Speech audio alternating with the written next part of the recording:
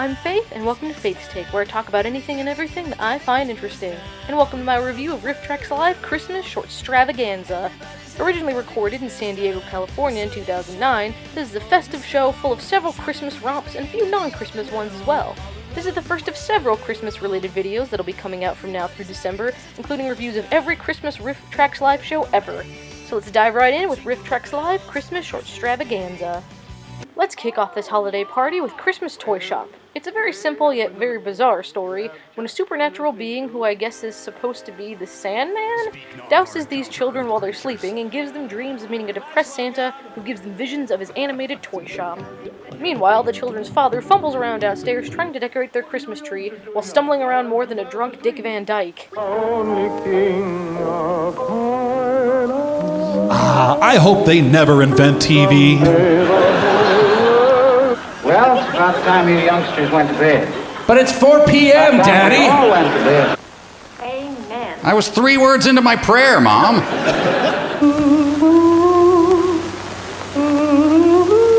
Huh. Nice effort, Mom. The neighbor will never miss it. This is where the codeine-laced cough syrup really pays off. Speak not of our encounter, earth creatures. Dear God, did he have his spinal cord removed? Oh, so drunk. Oh. What are you youngsters doing up? Why aren't you fast asleep? We heard you fall down. Then we heard you cursing. Have you got some toys for us? Well, maybe I have. May we have them now? Oh, no. Not till you wake up in the morning. Santa looks totally disinterested. Every night when the old toy maker's finished his day's work, he closes the door, locks up, and goes home for a well-earned rest. And wonders why in the world he has an afro. I actually already covered the studio version of this on every Rifftrax short review at episode 6, where I claimed that this live version is the better of the two thanks to the energy the guys always exude during the live shows, and I wholeheartedly stand by that statement. When the toys come to life. The owl ignores court orders to seize his minstrel routine. Soldiers got back. Hello, a different army. This is headed for bloodshed. You know So they get shore leave, and this is the first thing they want to do? Now keep in mind, everybody, Santa is relating this story to the kids. And they came to life and rode the horses, and the whole time the song was playing. Then the song changed, and a jack-in-the-box hopped up to a bunch of weird-looking toys, children. We got it, Santa. Brought to you by asbestos. Don't believe the lawsuits. Before Dances with Wolves, this was the most dignified portrait of Native Americans ever on film. I have no idea what I just told these kids. My mind is going. Yes, it is. Merry Christmas, Daddy! Merry Christmas! Just stop yelling, kids! I'm Santa Claus. No, you're not. You're Daddy.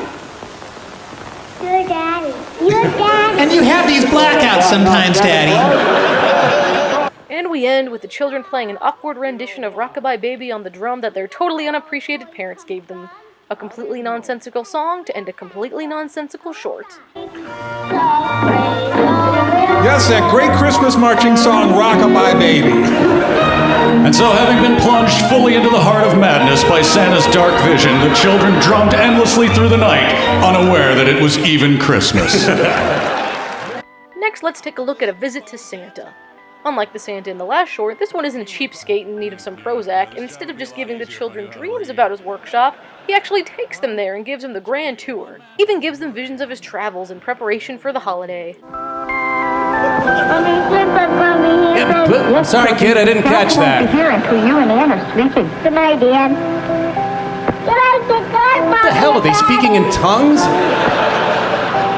Mommy, say good night to Daddy for me.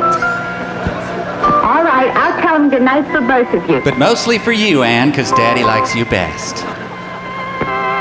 Oh, Dick, I swear it's like some Carpathian dialect.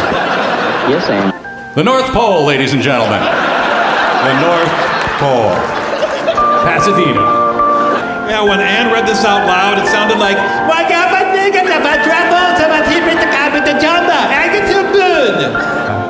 Yeah, this job would be a lot easier if I knew how to read. Santa sent me here to take you to the North Pole. He needs some Hurry cheap up and get labor. dressed in the There it is. what, behind the painting? Santa's castle, North Pole.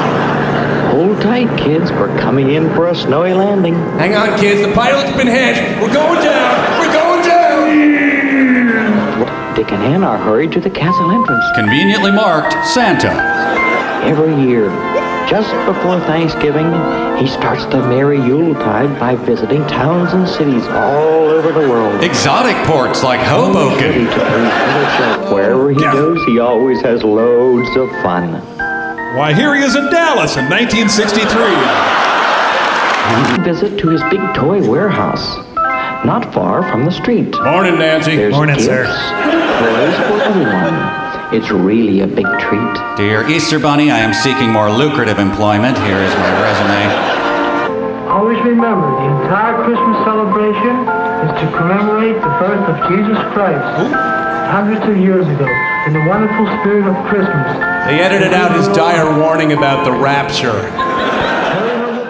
I also reviewed this previously on the very first episode of my Rifftrax short series. The studio riff definitely holds a place in Rifftrax history by being the second short ever covered, and more importantly, by being the first short riffed by all three riffers, since Mike tackled the first alone. But once again, due to the energy and fun of it all, I find this version to be much better than the original. Joey, the one-man elf parade. With all the big new shopping centers opening everywhere, Santa has to use his new rocket to get around. Nice shot, well But he composed still there. uses his reindeer. They can get him just anywhere, and he's so proud of them too. He's also proud of his new sidekick, Prince of Space. See that chimney? I'll let you in on a little secret. Santa almost didn't fit in it, and Mrs. Santa Claus has informed him that he must stop eating so much. Santa then reminded Mrs. Claus that she had never signed a prenup, and that all the nice jewelry she wears is technically still on loan. There's bears and dogs and cats galore. There's lions, tigers too. They won't bite and they don't fight, 'cause they're just made for you. May not apply to you specifically. Those Disney elves are... Now, wasn't that fun? You don't really want an answer to that, do you, narrator? Breathtaking. Bet Daddy would enjoy this too. But since we kidnapped you away from Daddy in the middle of the night, that's not gonna happen now, is it, kids? Do these trains ever wreck? They do? Gosh, that's fun. Oh, no wrecks today. No Rex! Gosh! Merry Christmas! Merry Christmas to all! Merry Christmas! May your toy organ always be dissonant and have a very creepy Christmas. Merry Christmas. We're then immediately thrust into the next short, Christmas Rhapsody. This one is about a Christmas tree. A poor, miserable little tree who is self-proclaimed to be small and of no account. And in case you forget, that's okay, because he'll remind you over and over. He thinks himself small and of no account. He's such an idiot. Don't pay any attention to him. The grand big trees, they tower above me. And so I will set them on fire and laugh as they burn. I am small and of no account. I live with my 2 cats and work part-time at the hobby store. While the mouse stands forth in glory. While I sit for hours watching the Game Show Network. I have no snow on my branches. Kind of running out of interesting things to say about yourself, aren't you? Wow, I have never seen anything, literally never, as small and of no account as this tree. It's totally no account. For I am small and of no account. I can't deposit money at the bank. Why? No account. Sorry. But before long, Forster and his family come and chop the tree down to bring to their house for Christmas. But even after being hand-selected by this family, he still has the lowest self-esteem of any being in the freaking universe. The forester. And his ventriloquist dummy. The forester laughs. He laughs the bitter laugh of a man who knows he's chosen the wrong profession. The forester is mostly skull with a thin layer of flesh barely covering it. Wait a minute, what the hell is that? What are you doing? No, please, I liked it better when nobody paid any attention to me. I'm small and of no account, remember? No, Forrester, please, whatever you're about to do, please think about it. Look into your heart. No, Lord God, for the love of God, don't you possibly... No! Ah! Oh, my God! Oh, this hurts more than I can possibly imagine! You monsters! Ah! Why have they now come for me? Oh, you're right, that's the wrong tree. Hey, kids, leave it there to rot. No! This makes Bob Cratchit's place look like the Playboy Mansion. Here we go. Move it this way. No, just over here. No, you're ruining Christmas! A place of my own. By the glow of the hearth. Fueled by the hacked up remains of my fellow trees.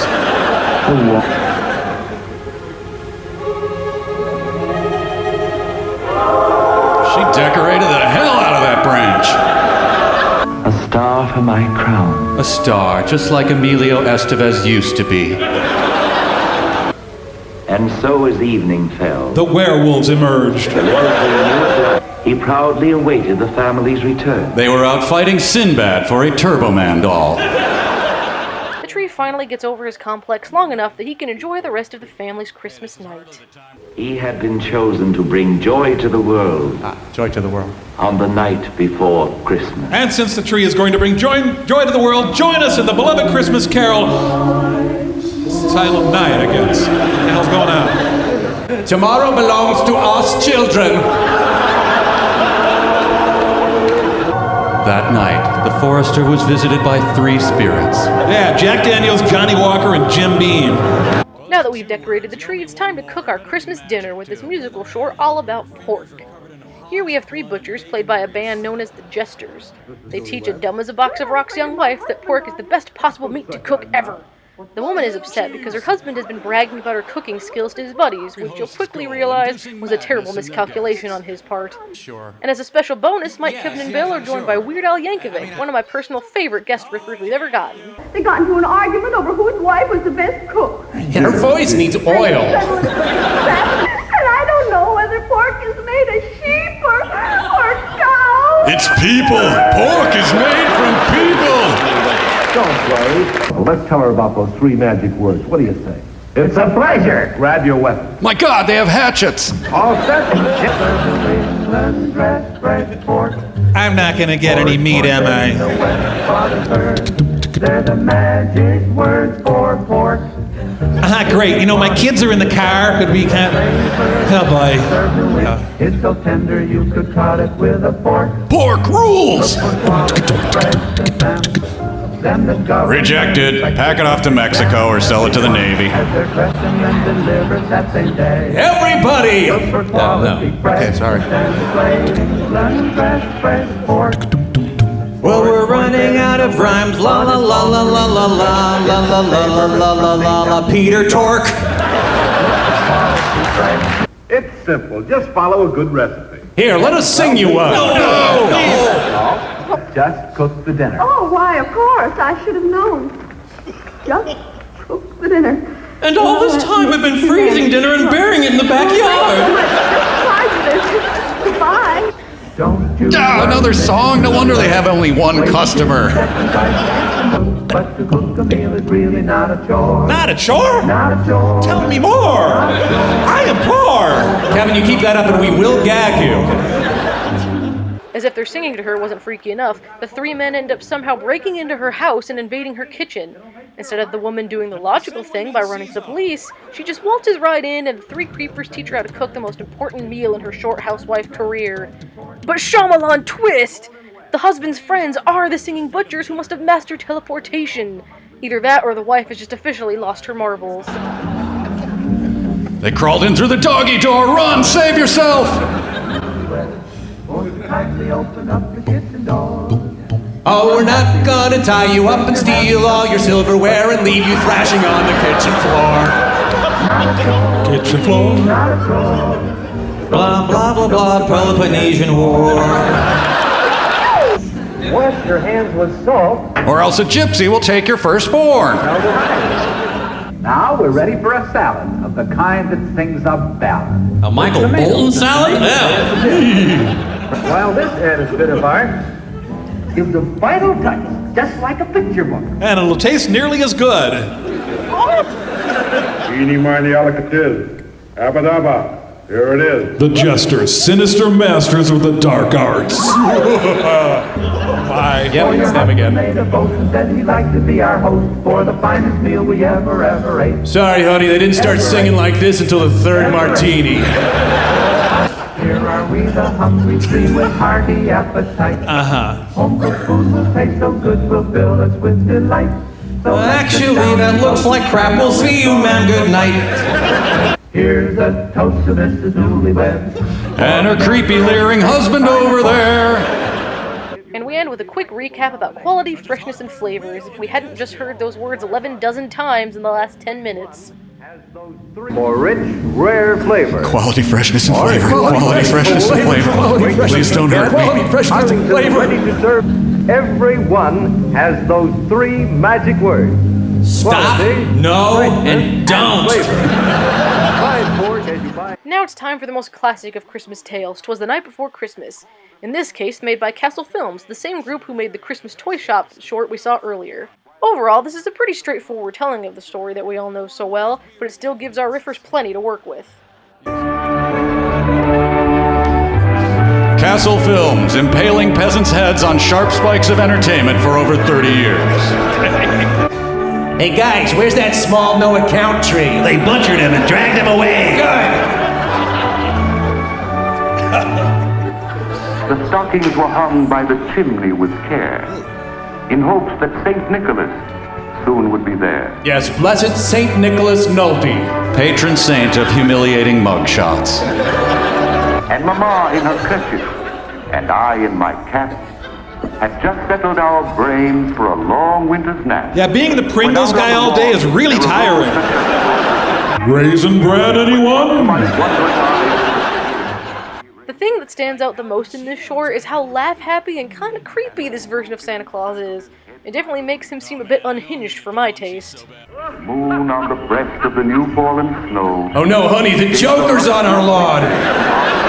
With a little old driver so lively and quick, I knew in a moment it must be St. Nick. Or Kenny Rogers in the role of a lifetime.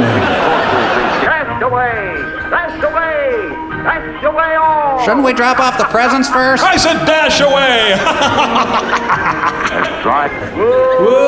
Dude, whoa. Santa, no, they haven't landed yet. Then in a twinkling, I heard on the I drew in my head and was turning around. Drew in my head, our narrator's a turtle. Down the chimney.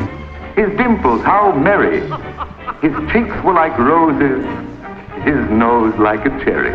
All right, what do we got here? What do we got? Yeah, let's see. Shovel. Jerk's getting a shovel. Okay, some sweet North Pole sensimita now. Oh, dude, I really need this. It's a long night. I hope I get a tiny shovel. I totally can't feel my nose now. It's like, what is this thing I'm holding? It's weird. And a twist of his head soon gave me to know I had nothing to dread. Yeah, nothing to dread except the creepy winking giant who broke into my house. Then old St. Nick waved his arms like a blizzard. Did I mention the fat man was also a wizard? I just love when the guys riff something we're already familiar with, and this short is no exception. Nice, Santa. It looks like the dumpster behind Hallmark.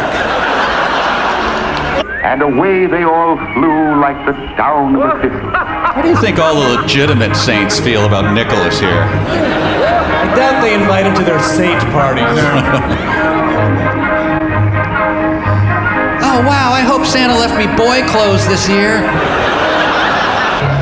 Then Santa flew through an MC Escher drawing. But I heard him explain ere he drove out of sight. If you don't like your toys, then my butt you can bite. Let's dive into some utter madness, shall we? Animated toy shops, singing butchers, and talking Christmas trees are nothing in comparison to this thing. This third short from our friends at Castle Films features a little girl who, after receiving new toys for Christmas, quickly forgets about her rag doll. This doesn't sit well with the doll, however, and Santa lets him haunt the girl's dreams that very night. Wow! Never let an arsonist decorate your Christmas tree. And she loses interest in her Tickle Me Yahoo Serious doll. Is there a tree under all that crap? This family has spent the last 7 Christmases behind police tape watching their house burn to the ground. Help me, Obi-Wan Kenobi. I mean, ho, ho, ho, ho, ho. Little dog, I know what we'll do. We'll have a Christmas dream. I am Santa, and I can force people to dream what I want.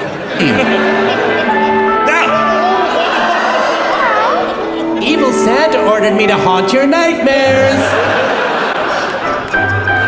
It's weird, because this is the first thing I do when I meet somebody. That's right, smile away the fear.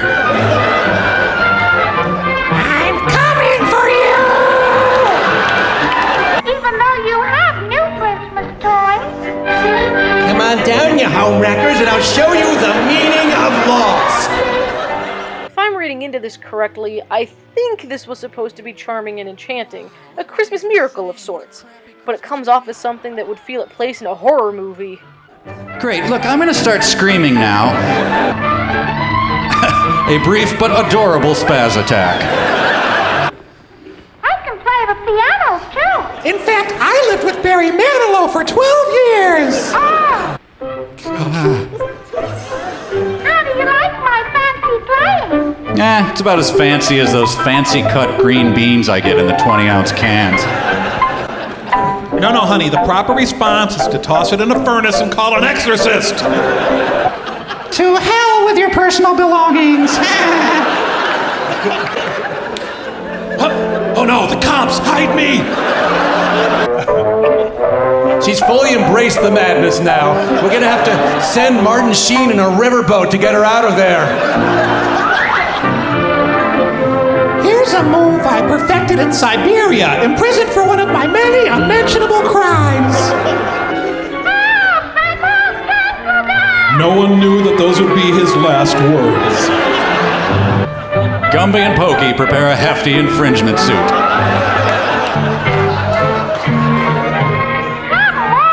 Jeffrey survived this indignity and founded a successful toy store chain. Goodbye, Mr. Giraffe. Yes, my playthings! Fight! Show me blood! God, the Nightmare Carnival music. Oh, hide your souls! They're not safe here! I'm here to make sure you get hypothermia for Christmas!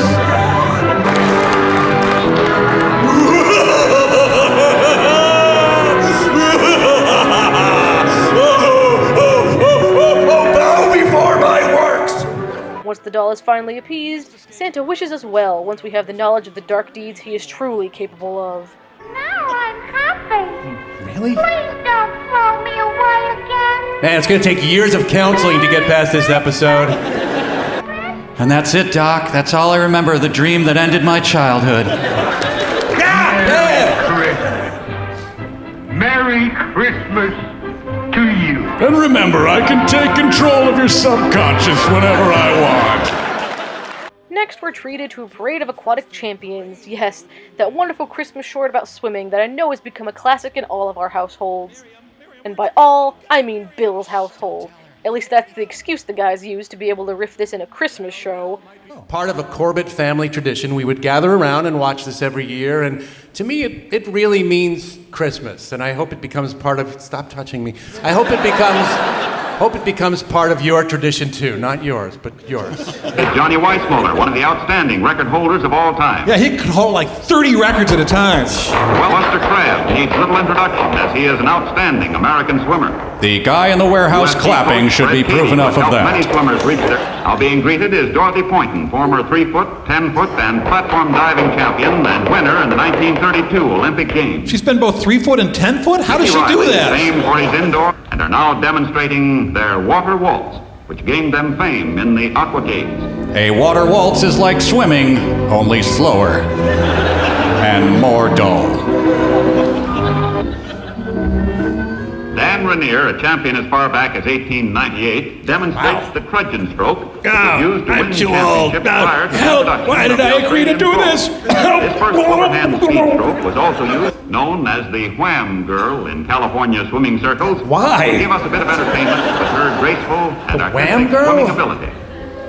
Why is she the Wham Girl? Wham! All right, got it. That's why. Johnny has held many national and Olympic championships, dating as far back as 1921. 1921? That's like the year after swimming was invented. June Haber and Joan Leslie, motion picture stars, assist... An awkward presentation, but at least it's not as embarrassing as winning a Golden Globe. The present national diving champion. As is usually the case, swimming is much more enjoyable to actually do versus just watching people do it, but our riffers are sure to keep things lively, even if the people in the short can't. The crowd is now in a swimming-induced frenzy. Extra security is called in. A swimming hooligan is injured when he tries to dive in from the top of the bleachers. It's pandemonium, folks. Or the crowd sits patiently. Some of our younger swimmers are participating in this preliminary race. These swimmers are also your waiters, so as soon as this is over, they'll be by with your drink order. Ow! Group belly flop. Qualifying race, boys are giving a fine demonstration of speed and swimming ability. Does it look exactly like the last demonstration? We confess it does. Notice he qualifies for the final race with a time of 30 1/2 seconds. Then he went mad with power, demanding that all sovereignty be given to him, the living spirit of Neptune. 1 1/2 somersault with a half twist. This guy's getting you into the Christmas spirit here, you guys? Half gainer, half twist, quick turn, made by Harry Mesenheimer in the near lane as he goes into the lead. Unfortunately, he was just disqualified for failing to shower before entering the pool. Southern California children champions Larry Elliott and Larry? Henry are prostitutes of the Aquatic Club. Larry's friend Scooter offered him $8 to wear his sister's swimsuit. And he comes in to win the race with a sudden burst of speed. And the nearly empty warehouse goes wild. The songwriter presents Rube Wolf and then calls upon his famous father to come up to the microphone. When they couldn't find him, this guy filled in. Rube Wolf Sr., orchestra lead, and then swims back in his carefree manner. Unlike Larry's uptight swimming. As our afternoon swimming festivity. And as we bid you goodbye, the Parade of Aquatic Champions would like to leave you with this thought. What the hell is the deal with Larry? Goodbye! And finally, we finish our Christmas excursion with another classic tale we should all know, Rudolph the Red-Nosed Reindeer. While this may not be the Rankin Bass stop-motion version we see every year, it's a hand-drawn animated adventure with the exact same story, just without any of that pesky character development, catchy songs, or holiday cheer to go with it. We of course start with the song our story originally came from, about a poor reindeer who's born with something physically different about him, and everyone immediately sees him as pathetic and worthless. Then our story really begins, and we see the reindeer village begin their onslaught of torment on poor Rudolph, and on Christmas Eve of all nights. You know Dasher and Dancer and Prancer and Vixen. I know of them. Comet and Cupid. Do you recall the most famous reindeer of all? I recall him from a better version, yeah. You would even say it glows. You don't know me.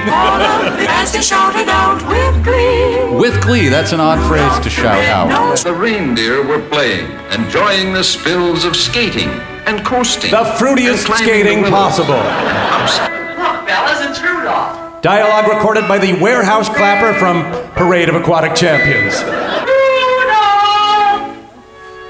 Go on home, Red Nose. Your mama's calling you. Bambi would soon come to regret the yo mama jokes. Hey, hello, Mrs. Rudolph. Oh my goodness. Tonight you hang up your stocking. I'm emotionally confused by Mrs. Rudolph. Yeah. His nose is a sight. It's red as a beet, twice as big, twice as bright. Twice as bright as a beet. Are beets known for their illuminating properties?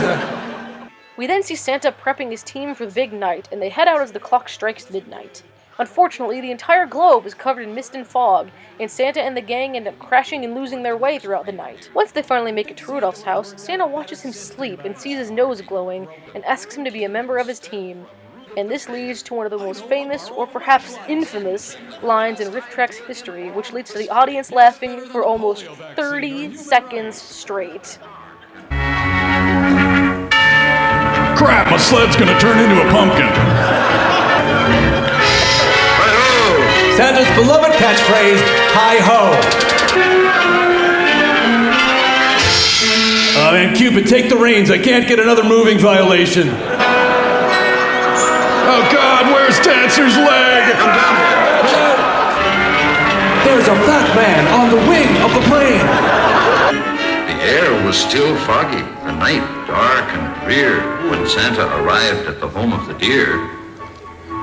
Who wore tiny deer underpants? The glow came instead from Rudolph's red nose at the head of the bed. I know, I'll borrow a flashlight. And then came the greatest idea in all history. Yes, better than the polio vaccine or human rights. I need you tonight. Whoa!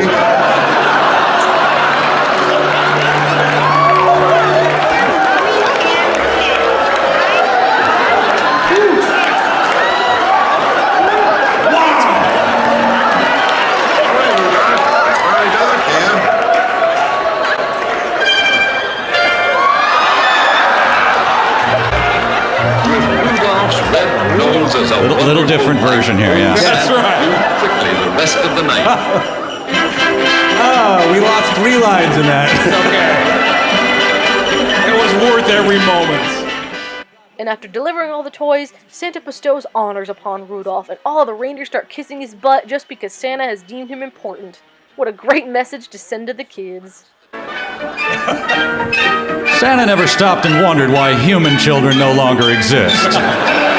The bad deer who used to do nothing but tease him, well, now they do anything only to please him. But Rudolph had him thrown in prison anyway.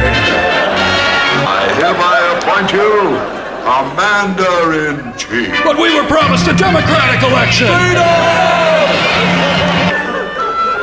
And Rudolph just blushed from his head to his toes until his whole fur was as red as his nose. That's right, fur can blush. Don't question it. Merry Christmas to all, and to all a good night. So remember, kids, your hideous deformity can win you limitless power if seasonally useful. There it is, folks. Merry Christmas. Thanks for coming. Christmas, everyone. Good night. Thanks as always so much for watching. If you haven't already seen this show in full, I highly recommend it. You can actually go see it during the Rifftrax Holiday Double Feature this Thursday, December 1st, where it'll be playing with their live riff of Santa Conquers the Martians. Thanks again, and I'll see you guys later.